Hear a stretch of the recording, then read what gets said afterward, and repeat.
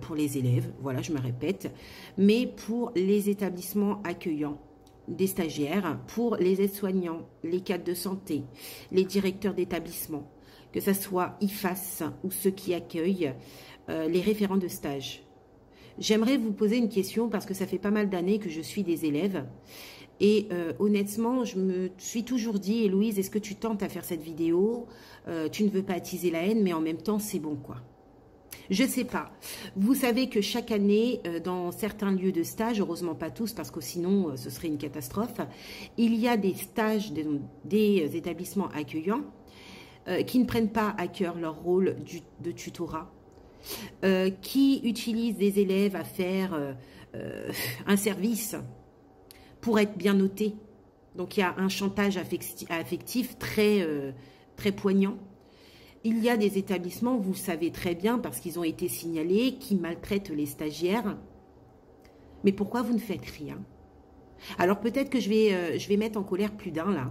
Mais honnêtement, je vais vous le dire sincèrement, je m'en fous. Je m'en fous. Il y a des établissements formateurs qui prennent à cœur la santé de l'élève. Mais là, vous vous rendez peut-être pas compte, mais il y a combien d'élèves chaque année qui se retrouvent aux urgences, non pas pour effectuer leur stage, mais pour être hospitalisés, ou parce qu'ils se font une crise d'angoisse, très sévère, qu'ils ont une tachycardie et qui sont sous traitement. Les IFAS et les IFSI, à un moment donné, il va falloir peut-être réagir. Je ne sais pas, ces élèves-là, vous avez conscience, puisque vous les formez, vous le savez, qui vont être dans le futur. Ça va être les personnes qui vont prendre en soin, qui? Nous. Nos enfants, nos parents, vous le savez, on ne va pas se répéter, vous le savez. C'est d'ailleurs pour ça que vous faites partie d'un institut. Moi, j'aimerais savoir pourquoi, encore aujourd'hui, on retrouve des élèves hospitalisés. Pourquoi, aujourd'hui, on retrouve des stagiaires enfermés dans les toilettes, dans le lieu de stage à pleurer. Vous allez me dire, oui, mais l'élève doit prendre sur lui, doit mettre de l'eau dans son vin et doit subir. En gros, c'est ça. Non, vous le dites pas le mot, mais en gros, vous lui faites comprendre qu'il doit subir. Est-ce que la formation, on doit la subir ou on doit la vivre? Est-ce qu'un stage, on doit la subir ou on doit la vivre? Vous allez peut-être aussi me dire, vous savez, c'est dur de trouver un stage. Donc, au niveau du quota, on ne peut pas se permettre. Alors, c'est quoi qui est le plus important? La santé de l'élève qui sera futur aide-soignant, qui risque également de reproduire ce qu'il a vécu parce que l'effet miroir, ou bien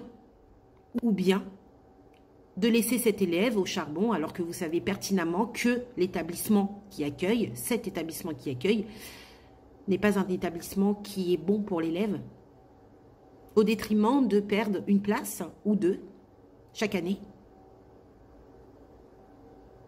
Oui, je lance la pierre aux établissements. Je le dis sincèrement, je ne suis pas la personne qui met sa langue dans la poche.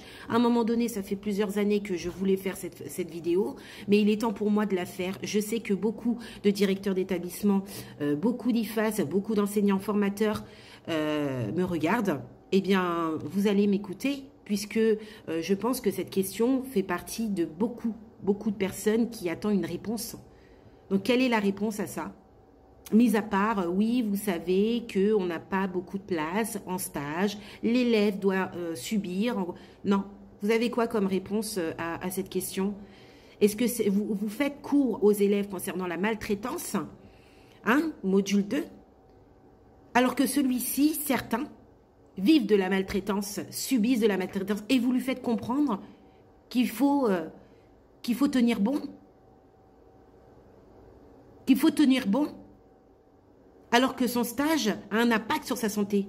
Sa santé, oui, elle a un impact sur sa santé. Alors quand on forme un élève et qu'on lui dit de subir derrière, il est où le sens là? Il y a aucun sens, il y a aucun sens à ça. Heureusement qu'il y a des établissements qui prennent un rôle, leur fait de faire le tutorat, qu'il y a des soignants correctement sur le terrain, qui sont corrects, qui sont empathiques, qui sont bienveillants, bien traitants, qu'il y a quand même des cadres de santé qui sont bien. Mais la minorité d'établissements accueillants qui ne prennent pas un rôle à cœur la formation de l'élève, cette minorité ne doit plus l'être. Ne doit plus l'être. Combien d'élèves se plaignent? Combien d'élèves viennent voir les référents de stage en se plaignant et une fois dit ce qu'ils subissaient en stage, ils sont mal vus. Ils sont mal vus. Ce qu'on leur dit, en gros, ce qu'on leur fait comprendre, c'est rien. Alors que l'attitude du formateur qui dit c'est rien, il faut subir, nanana, forme sur l'écoute active. Ça forme sur la bienveillance, la bientraitance, sur la maltraitance. Il est où le sens, cela? C'est de l'hypocrisie même. Je m'en fous que vous le preniez bien ou que vous le preniez mal. Je fais partie peut-être des peu de personnes qui vont dire les choses. Vous le savez au fond de vous, mais à un moment donné, il va falloir faire quelque chose. Parce que ces élèves, ce sont des êtres humains. Des êtres humains qui vont prendre en soin qui nous. On se plaint du sous-effectif, mais la base est là, en formation. Le souci commence ici, en formation. Combien de personnes qui abandonnent en cours de formation dû au stage? Il y en a qui vont reprendre la question en disant oui, mais parce que la personne n'a pas suffisamment d'épaules. Il faut avoir suffisamment d'épaules. Il faut avoir suffisamment. En fait, le but d'être aide-soignant, c'est de subir. C'est de subir. Le but de ce diplôme est de subir et non de vivre.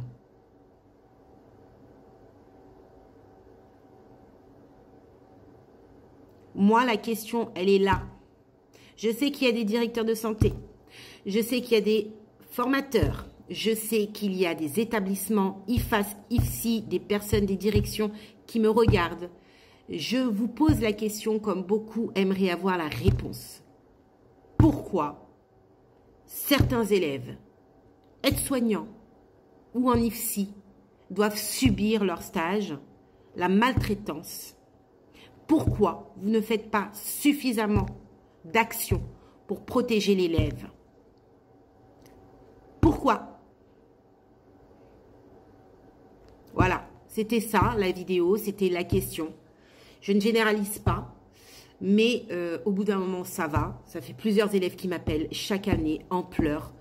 C'est bon. En fait, il y en a marre, en fait. Il y en a ras le cul. Je vous le dis, hein, je ne veux pas être vulgaire, mais il y en a ras le cul. Voilà, je vous le dis. On va arrêter d'être hypocrite. Pourquoi? Pourquoi? Pour quel but?